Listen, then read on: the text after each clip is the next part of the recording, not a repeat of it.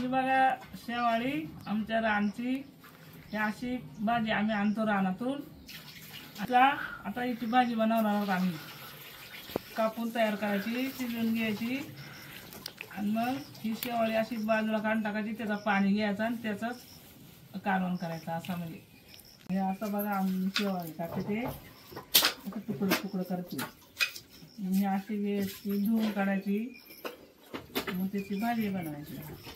आता शेवाळी कापून झाल्यात आता ही धुवून काढू आणि मग उकडायला घालू. उकडून घ्यायची, मग त्याची हे असे हे कुटकं काढून घ्यायचं आणि त्याचं पाणी असेल ना त्याचा रसा बनवायचा.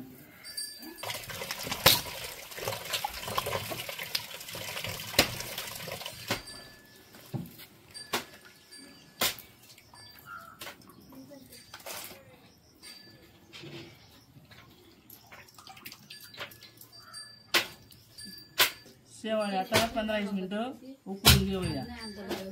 मग ती अशी वर काढून घ्यायची. शेवाळी शिजून झाल्यात आता ही काढून घ्यायची.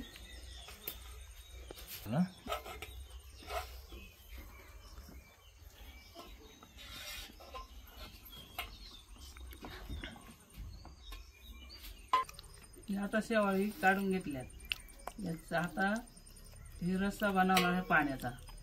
ही सुकायला घालणार. याची सुकली का याची भाजी करा बनवायची. वाळून खोबरा भाजून घेतलाय, टाकून घेतलाय, कांदा भाजून घेतलाय चुलीत. याचा मसाला करूया आणि हे लसूण आहे का ह्या फोडणीला टाकूया.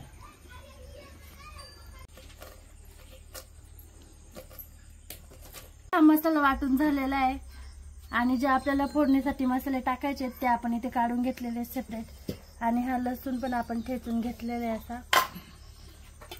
हा आता चला तर आपण फोडणी देऊया.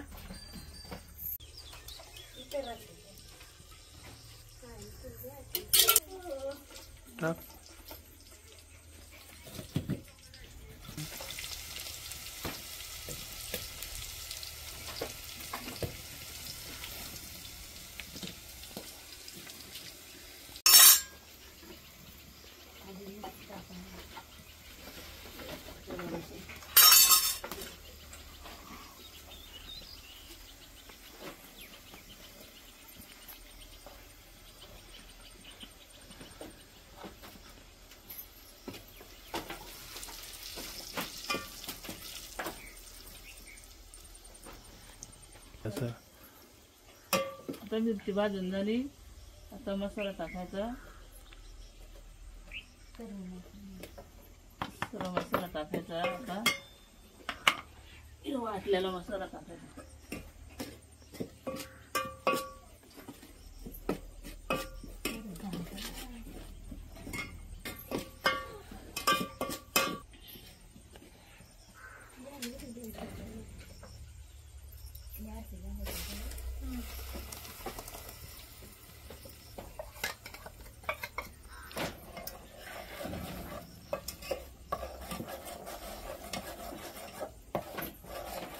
मसाला तेल सुटसर भाजून घ्यायचा.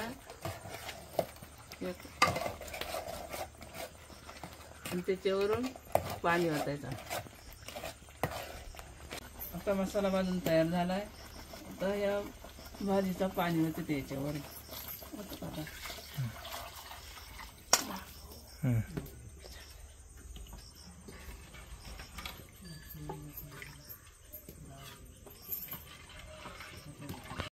आता हे रसा 15-20 मिनिटं उकळून घेऊया.